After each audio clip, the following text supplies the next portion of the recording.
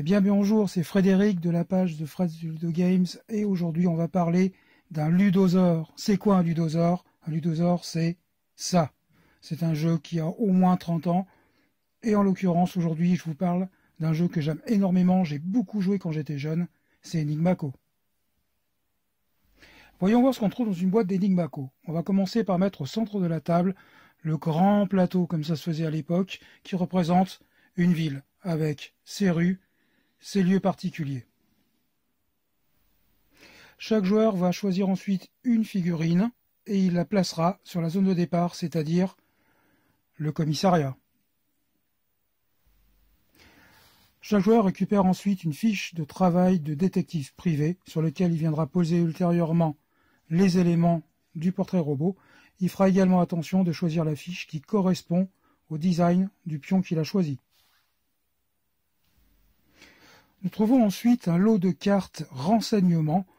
Ce sont les cartes à dos rouge qui correspondent aux divers éléments du portrait robot à recueillir.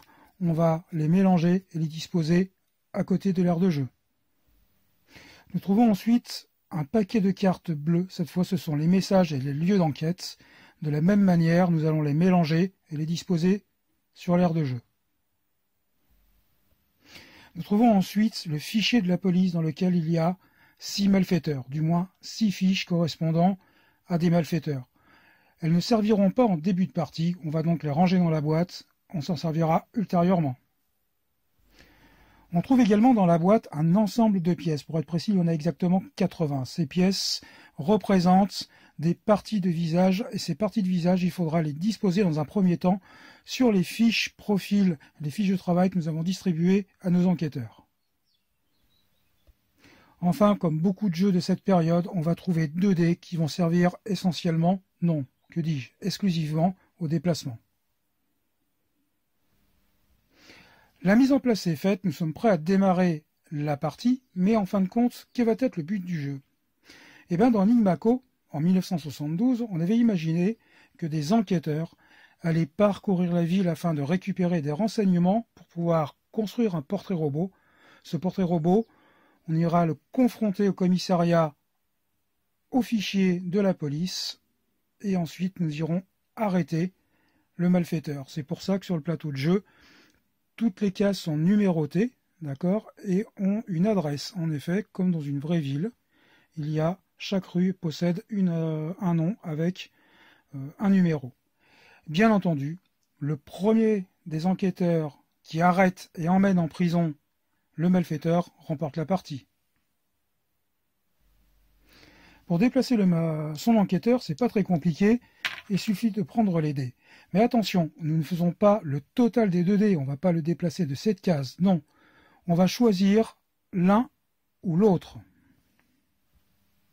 Dans cet exemple, le joueur bleu, par exemple, qui va commencer la partie, pourra choisir soit de se déplacer d'une case, c'est-à-dire d'aller ici, il pourra aller que là, donc ce tour-là, ou choisir de se déplacer de 6 cases, ce qui va certainement choisir au demeurant. Alors attention, vous êtes obligé de jouer l'intégralité de la valeur du dé. En effet, il pourrait parfaitement se dire je vais jouer 1 et 2 pour m'arrêter sur la case bleue qui est ici, mais il ne peut pas. Il va falloir forcément qu'il consomme tous les points du dé. Petite précision, si vous faites un double. En effet, dans ce cas, vous pouvez choisir soit de vous déplacer de la valeur des 2 dés, soit d'un seul dé, mais en plus, vous avez la possibilité de relancer les dés une seconde fois. Attention, si vous refaites un double, vous ne pourrez pas les relancer une 3e fois. Voyons voir un petit peu maintenant les différentes cases que l'on trouve sur le plan de la ville, donc du moins sur le plateau de jeu. Soit le joueur arrive sur une case bleue, il y en a un petit peu partout, et il pourra choisir soit de prendre la première carte du paquet bleu, soit la première carte du paquet rouge.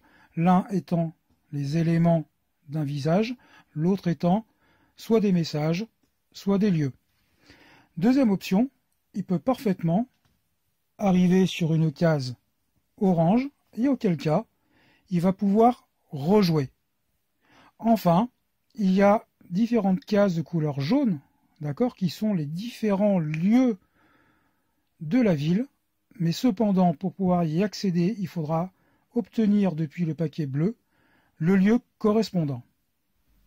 Alors attention, dans la ville, il y a une zone particulière, c'est l'autoroute. C'est celle qui a des flèches qui indiquent le sens de circulation.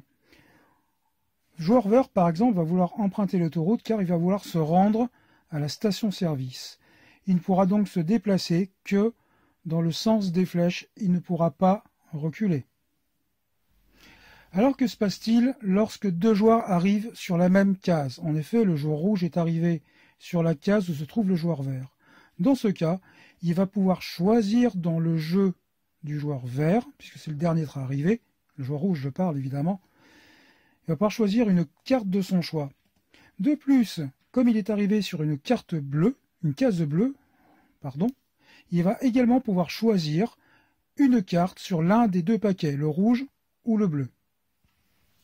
Alors attention, lorsqu'on vient choisir dans un jeu adverse un élément pour le poser, enfin du moins une carte élément, il faut qu'il choisisse un élément dont il ne dispose pas le type.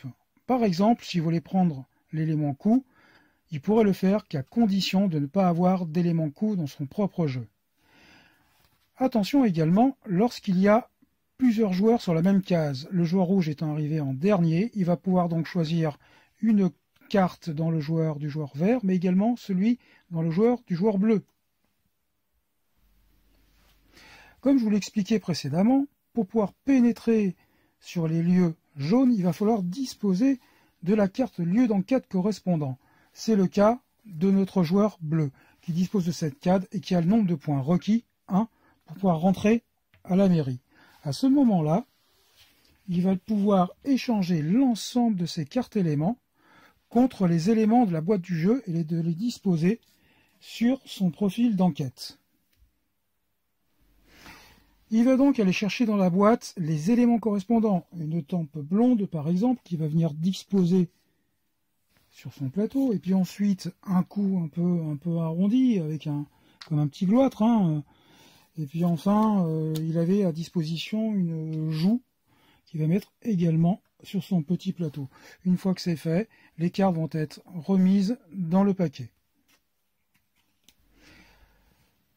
Alors, la phase 1, c'est-à-dire la phase d'identification, va se dérouler jusqu'à que l'un des joueurs obtienne les 10 éléments d'un malfaiteur, ou du moins de son visage supposé.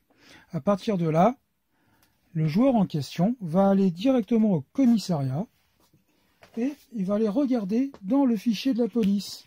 Il va regarder de telle manière, comparer si effectivement l'un des malfaiteurs correspond à peu près à un malfaiteur connu. En l'occurrence, celui-là me semble pas mal. Il va juste retirer les éléments qui ne correspondent pas et les remettre dans la boîte. D'accord? Donc a priori, là le front c'est pas tout à fait ça non plus, c'est pas le même. Le nez non plus d'ailleurs au demeurant. Voilà. C'est à peu près ça. Et à partir de là, et à la vue des autres joueurs, il va disposer la carte à côté de sa zone de jeu. Alors pour les autres joueurs, eux, ils vont continuer à arpenter la ville de lieu en lieu en recueillant des indices pour pouvoir échanger et pouvoir compléter leur visage et aller confronter au commissariat le fichier de la police. Seul le joueur qui a le visage complet peut passer à la deuxième phase, pas les autres. Notre joueur, lui, qui avait déjà été au commissariat et récupéré la fiche de son malfaiteur, va, dans la deuxième phase, de nouveau arpenter la ville, de lieu en lieu, afin de compléter le visage du malfaiteur qui est fiché. Bien entendu, il ne retiendra que les éléments qui correspondent au visage du malfaiteur. Il ne s'avisera pas d'aller chercher des éléments qui ne correspondent pas au portrait robot. Cela va de soi. Une fois que notre joueur a enfin complété le visage qui correspond au fichier de la police, il faut qu'il aille l'arrêter. Dans ce cas-là, sur la fiche, on va trouver l'adresse de la planque du malfaiteur. En l'occurrence, ici, c'est 4 avenue du Bois. Il va donc chercher sur le plan de la ville où se trouve le 4 avenue du Bois et il va amener son pion jusqu'à l'adresse pour pouvoir procéder à l'arrestation. Le joueur bleu s'est rendu 4 avenue du Bois, a procédé à l'arrestation de son malfaiteur et maintenant, avec les dés, il va se déplacer pour rejoindre la prison. Une fois qu'il aura atteint la prison, et si c'est le premier, il aura remporté la partie. Alors quelques remarques et points de règle. Comme je vous l'ai déjà dit un peu plus tôt dans la partie, lorsqu'un joueur va aller prendre une carte à quelqu'un, il ne pourra pas prendre de carte de l'élément qu'il ne possède déjà. S'il a déjà des nuques, il ne pourra pas prendre de nuques. Autre point important, si un joueur à son début de tour de jeu juge des cartes renseignements inutiles, par exemple, il est en train de faire un portrait d'un homme blond et puis il a une nuque d'un homme brun, il peut choisir de défausser la carte et de la remettre dans la pile. De la même manière, si on commence un portrait robot avec du brun, on ne peut pas placer d'éléments avec du blond et vice-versa. C'est logique, il va falloir être cohérent dès le départ. Alors ça va se faire principalement lorsqu'on va choisir la chevelure et les tempes, naturellement. On peut être soit brun, soit blond, mais pas les deux. Enfin, un petit point de règle qui a son importance. Lorsque vous arrivez sur un lieu d'enquête, donc vous avez la carte, vous pouvez naturellement échanger les éléments des cartes correspondantes pour des éléments à disposer sur votre plateau de jeu. Cependant, le lieu d'enquête ainsi que toutes les cartes lieu d'enquête retourneront dans la pile. Enfin, à l'époque, ils avaient prévu une extension. En effet, il existe une pochette de fichiers de police de couleur rouge avec 6 nouveaux malfaiteurs pour renouveler les parties. Je ne peux pas vous la présenter, malheureusement. Je ne dispose pas de cette extension. Et d'ailleurs, je vais me mettre en quête de sa recherche. Et bien voilà, c'est la fin de ce premier numéro de Ludosaure. Ludosaure qui est consacré aux jeux qui ont au moins 30 ans. Et dans ma ludothèque, je vous garantis que j'en ai quand même quelques-uns. Celui-là date de 1972. C'est vraiment l'époque des grandes boîtes allongées. Souvenez-vous, Cluedo, souvenez-vous, Monopoly, de Risk. On est vraiment dans le design de l'époque. C'est un jeu que j'ai trouvé facilement dans une brocante. Je vais vous dire honnêtement, je l'ai payé 4 € en bon état. On le trouve de temps en temps. Allez, on va pas dire que c'est vraiment une mécanique de fou, ça a quand même un peu vieilli. Les parties sont assez longues. Nous, de temps en temps, quand on le sort en famille, une partie c'est parfois jusqu'à 2h30.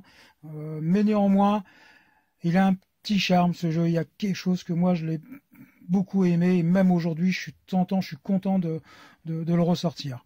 Voilà, je vous dis à bientôt et puis n'oubliez pas, si vous aimez le contenu, de vous abonner soit sur YouTube, soit sur Facebook, de mettre un like ou 2 likes, un petit commentaire. Et puis même si vous aimez pas, vous avez le droit de le dire, nous sommes en démocratie, on n'est pas en République bananière. En attendant, je vous dis à bientôt, encore une fois, bon jeu.